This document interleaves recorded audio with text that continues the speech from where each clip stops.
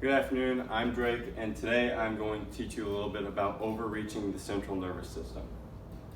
So to start, I'm going to tell you a little bit about what we're going to learn in this presentation. First, we're going to learn the basics of the central nervous system and how it works and how it controls the body. Then, we're going to learn about overreaching and how that affects the central nervous system. Last, we'll learn about the daily factors that affect the central nervous system and the well-being of that. So just the basics of the central nervous system. It's made up of the brain, the brainstem, the spinal cord, and nerves that go out into the body and control muscles. So how does that work? Well, from the pathway from the brain to the muscle is not too complicated. You start in the brain, specifically the motor cortex. You go from the brain down the brainstem through the spinal cord, and then once you're in the spinal cord, you have motor neurons that go out into the body. They're like nerves, and once they send a message to a muscle, they get there, they release chemicals into the muscle, starting the sliding filament theory, and then at the end of the sliding filament theory, you'll have muscle contraction. So now we're going to talk a little bit about overreaching and what that is. So overreaching is just constant fatigue. If your muscles are too stressed too often, or if you're going through too much stress in your everyday life and then stressing your muscles at the end of the day or at the beginning of the day, you could be overreaching your central nervous system. So what that means is you've got too many bad chemicals going through your brain, clogging it up and making you slow down. So there's a few tests that can be used to determine, but most of them either cost a ton of money or they're not extremely accurate. But one that has been found more recently to be accurate is the heart rate variability test. And that measures the amount of time between each heartbeat you have. It's not the amount of beats you have in a minute. It's specifically from one beat to the next, how much time that takes. And in overreaching, there are two different severities of how bad you can overreach your nervous system. So first we have functional overreaching. This is going to cause a temporary decrease in performance. It's going to alter your motor neuron recruitment, so you're not going to be able to get muscle contraction as well or as quickly. It's going to alter your hypothalamus, which will cause all sorts of weird chemicals to go into your brain and into your body that probably shouldn't be. Your recovery is probably going to take days to weeks. The normal recovery for this is about 4 to 7 days, but it can last for up to 3 weeks. One experiment done with overreaching was an experiment done by Pierre Paul. He did an experiment with triathlon athletes. Those athletes, he had 30 of them. He split them into two different groups. So during the first 3 weeks, they did regular training. The fourth week, they had a light week, and they're training 6 days a week during this. And then the next 3 weeks, Group A had normal training, and Group B had a 40% increase in training.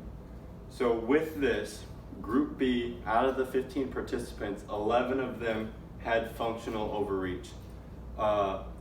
So with the pre-test and post-test, what you could see is their cognitive abilities decreased.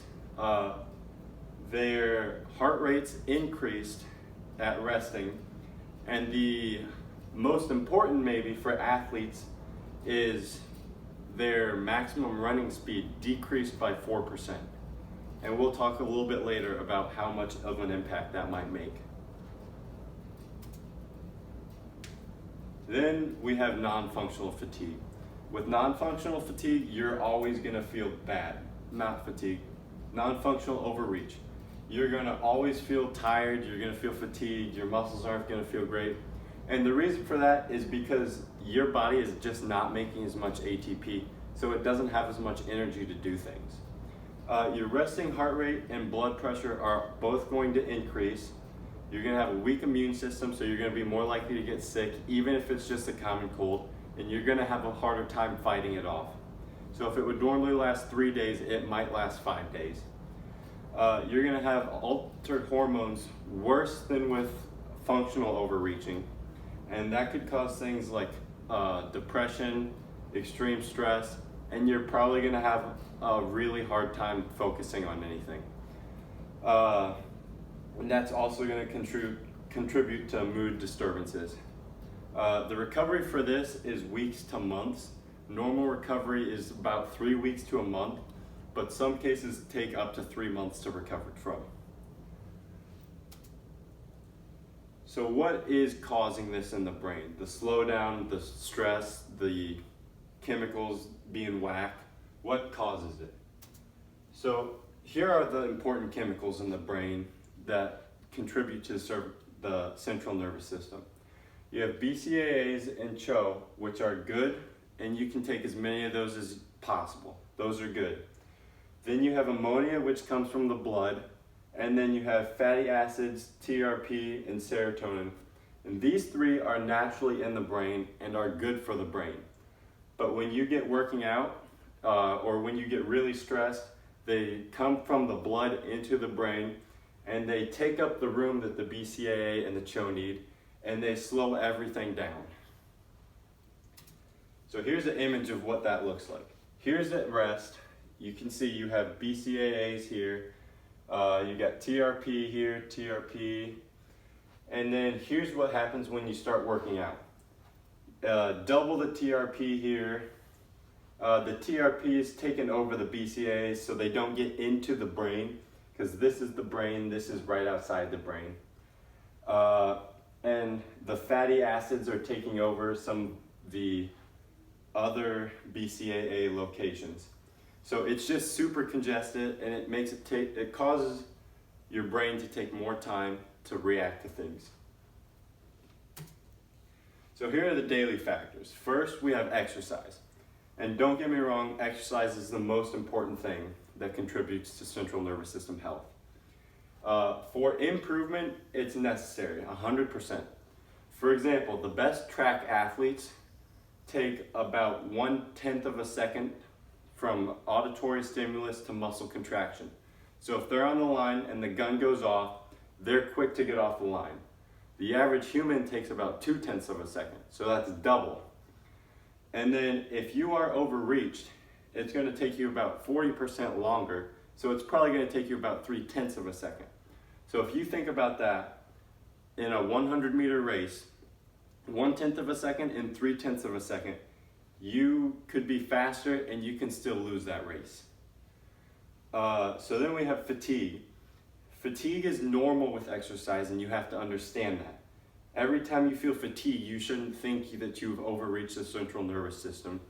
But if you're constantly fatigued, even after not working out, then you might want to start thinking you may have overreached the central nervous system, and probably take it down a notch in your exercise. One important factor in exercise that can help you determine if you have overreached or if you need to switch up your exercise is maximum voluntary muscle contraction. So maximum voluntary muscle contraction is just the maximum amount of force you can put into something that your brain will allow you to. So here's an example. Last month, Thor Bonhoeffer deadlifted over 1,000 pounds to break the world record. But for this example, we're going to go with 1,000 pounds. So if he was doing 1,000 pounds and his brain was overreached, he would be roughly 4% slower if we take the information from the triathlon athletes who ran 4% slower in their post-test after being overreached. So instead of deadlifting 1,000 pounds and breaking the world record, he would have only been able to deadlift 960 pounds, and that's not going to break any world records, and no one cares about you if you can't break world records. Next, we have sleep. Sleep, everyone tells you about it, how important it is, but how does it affect the central nervous system? It will more affect the central nervous system of how you can think straight. It's not as much your reaction time. An experiment done by Ferreira. He tested 100 college students who regularly got 7 to 8 hours of sleep a night. He split them into two groups of 50. In a 4-night experiment, he did, everyone slept 7 to 8 hours the first and second night. And then the third night, group A slept 7 to 8 hours and group B did not sleep at all. The next morning, they did cognitive reaction time tests, and the group that did not sleep was 40% slower in their reaction times. So that is, if you go back to the track athletes, if they're on the line and they didn't sleep the night before, instead of having the average 0.2 of a second reaction time, they're gonna have about a 0.3 of a second. And at that pace, if Usain Bolt's getting off the line at 1/10 of a second, you're not gonna be able to catch up and beat him. The last factor is nutrition. You should be able to consume lots of BCAAs and CHO in your everyday diet. And those are the chemicals that are in the brain helping your central nervous system run smoothly. So BCAAs is more fish, dairy, meat, soy. It's more of your protein-based foods. CHO is dairy, soy, vegetables, and fruit. So it's more of the rest of your nutritional pyramid, as they teach in elementary school.